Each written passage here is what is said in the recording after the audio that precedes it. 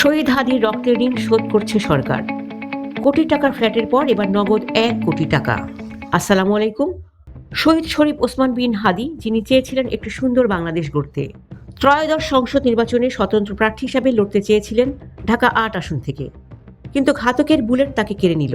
আজ সেই হাদির পরিবারের দায়িত্ব নিয়ে রাষ্ট্র এক বড় দৃষ্টান্ত স্থাপন করল।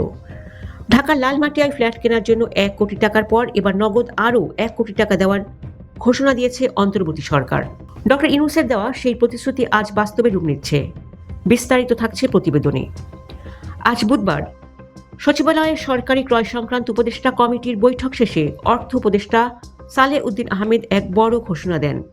তিনি জানান, হাদির পরিবারকে থাকার ব্যবস্থার জন্য লালমাটিয়ায় সরকারি কর্মকর্তাদের আবাসিক ভবন ডুয়েল টাওয়ারে 1215 বর্গফুটের একটি ফ্ল্যাট দেওয়া হচ্ছে।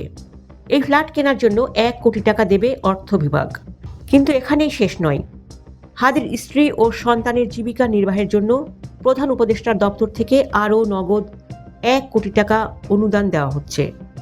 অর্থাৎ মোট 2 কোটি টাকার সম্পদ ও নগদ অর্থ পাচ্ছে হাদির শোকাতুর পরিবার।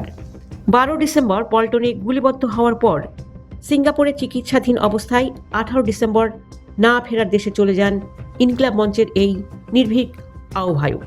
তার মৃত্যুতে পুরো দেশ একদিনের রাষ্ট্রীয় শোক পালন করেছিল। এদিকে হাদি হত্যা মামলার প্রধান আসামি ছাত্রলীগের সাবেক নেতা ফয়সাল করিম দেশ ছেড়ে ভারতে পালিয়ে গেছেন বলে নিশ্চিত করেছে পুলিশ। তবে অপরাধীকে বিদেশে পালিয়েও নিস্তার দেওয়া হবে না বলে সরকারের পক্ষ থেকে হুঁশিয়ারি দেওয়া হয়েছে। হাদির পরিবারের প্রতি সরকারের এই সম্মান কেবল অর্থেই সীমাবদ্ধ নেই। তার ভাই ওমর বিন হাদিকে যুক্তরাজ্যের বার্মিংহাম বাংলাদেশের সহকারী হাই কমিশনে দ্বিতীয় সচিব পদে 3 বছরের জন্য চুক্তিভিত্তিক নিয়োগ দেওয়া হয়েছে। এই পদক্ষেপটি প্রমাণ করে যে রাষ্ট্র বীর শহীদদের পরিবারের পাশে দাঁড়াতে কতটা আন্তরিক। শহীদ হাদির স্ত্রী ও সন্তানের পরিচয় নিশ্চিত হওয়ার পর এই সমস্ত সুযোগ সুবিধা তাদের বুঝিয়ে দেওয়া হবে। রাষ্ট্রের এই পদক্ষেপ কি শহীদ হাদির অভাব পূরণ করতে পারবে?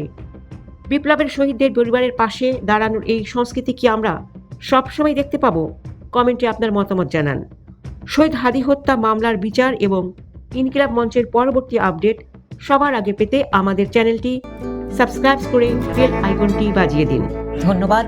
আল্লাহ হাফেজ।